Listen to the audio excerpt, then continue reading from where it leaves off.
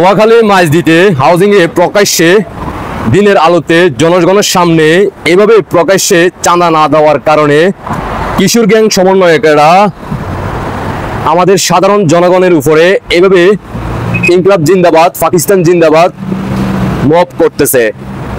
অন্যদিকে আমাদের বাংলাদেশ সেনাবাহিনী ওয়াকারুজ্জামান আর বাংলাদেশের স্বরাষ্ট্র উপদেষ্টা যার মুখে লালা পড়ে কথায় কথায়, অন্যদিকে doctor dustbin Shafiq, doctor Asif Nazrul উরুফে বাটপার, তারা বাংলাদেশের মিডিয়াতে একের পর এক বাংলাদেশের মানুষদেরকে সান্ত্বনামূলক বিবৃতি দেয় আর বলে এগুলা আওয়ামী লীগের উস্কানিতে হচ্ছে, ঘটনা ঘটাইবে তারা।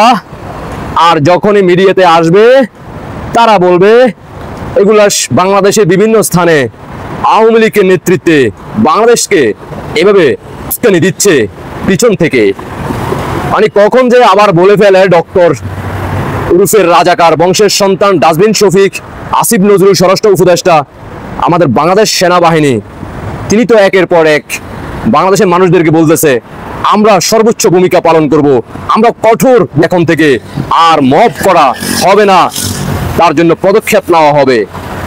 দিনের আলোতে প্রকাশ্যে একের পর এক বাংলাদেশের সাধারণ জনগণ তারা কোনো চাঁদাবাজি করে না, তারা নিজের ব্যবসা নিজেরাই করতেছে, নিজের পরিবারকে স্বাবলম্বী করার জন্য, বাঁচার জন্য, দুই মুঠো খাবার খাওয়ার জন্য তারা যুদ্ধ করতেছে, সংগ্রাম করতেছে।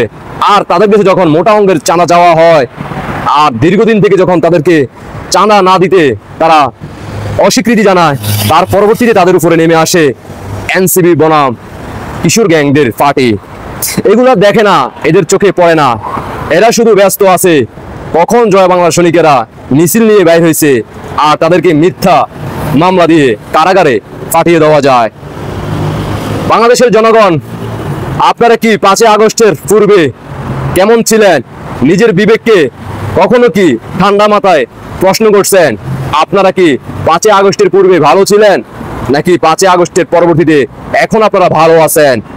আপনারা কি এখন দিনের আলোতে রাতের অন্ধকারে যে কোনো সময় 24 ঘন্টা বাসার থেকে যে কোনো ব্যক্তিগত কাজে বের হওয়ার পরবর্তীতে নিরাপদে আবারও কি বাসায় ফিরে আসতে পারেন কিনা, সেটা আপনার নিজের বিবেককে প্রশ্ন করবেন।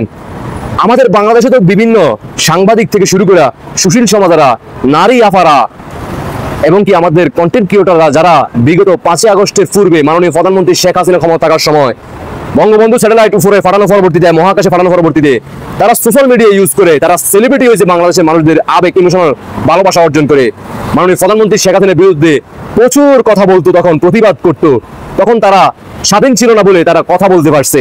আর তারা 5 আগস্টের পরবর্তীতে এখন নিজেরা বলে তারা স্বাধীন, এই জন্য তারা এখন কথা বলতে পারতেছে না, তাদের কণ্ঠ এখন বন্ধ হয়ে আছে, তারা এখন চোখে দেখে না, তারা এখন বিনোদন ভিডিও বানায়, তারা এখন নারীদেরকে নিয়ে ভিডিও বানায়, তারা এখন ব্লগ তৈরি করে, তারা নাটক তৈরি করে, তারা এখন ফ্যামিলি ব্লগ তৈরি করে। এ হচ্ছে আসল কাহিনী। কারণ হচ্ছে তারা ডলারের কাছে বিক্রি হয়ে গেছিল, বাংলাদেশের ভূখণ্ডকে তারা বহির্বিশ্বের হাতে তুলে দেওয়া সফল হয়ে গেছে। আর এখন তারা 18 কোটি মানুষের মা বোনের ইজ্জত, বাংলাদেশের লুটপাট চাঁদাবাজি হচ্ছে, আমাদের সেই সকল সেলিব্রিটিরা এখন তারা চুপ হয়ে আছে। বিচার হবে বাংলার মাটিতে, মাননীয় প্রধানমন্ত্রী শেখ হাসিনা দেশে ফিরবে। বিজয় নিয়ে মাননীয় প্রধানমন্ত্রী শেখ হাসিনা দায়িত্ব বুঝে পাওয়ার পরবর্তীতে 24 থেকে 48 ঘন্টার ভিতরে বাংলাদেশে 5 আগস্টের পর থেকে মাননীয় প্রধানমন্ত্রী শেখ হাসিনা ফিরে আসার আগ মুহূর্ত পর্যন্ত বাংলাদেশে যা কিছু হচ্ছে সকল কিছুরই কিন্তু বিচার হবে। আর বাংলার জনগণ যারা আপনারা ভুক্তভোগী, আপনারা নিশ্চিত থাকেন, আপনারা যদি রুখে দাঁড়ান, গর্জে ওঠেন আর মাননীয় প্রধানমন্ত্রী শেখ হাসিনা যদি ক্ষমতা দায়িত্ব বুঝে পায়, তাহলেই আপনারা বিচার পাবেন, এছাড়া আপনারা কখনো বিচার পাবেন না। এতদিন দীর্ঘ 1 বছর পরবর্তীতে এসো যদি আপনারা না বোঝেন তাহলে আমাদের আর কিছুই করার থাকবে না। ক্ষমতা মনে রাখবেন, যারা এখনো ক্ষমতা আসে নাই, ক্ষমতা আসার আগে আপনাদের সাথে এমন করতেছে, আর যদি 5 বছরের জন্য ক্ষমতা পেয়ে যায় তখন আপনারা দেশে থাকতে পারবেন তো, শান্তিমতো ঘুমোতে পারবেন তো? একবার নিজের বিবেককে প্রশ্ন করেন। আশা করি বুঝতে পারছেন।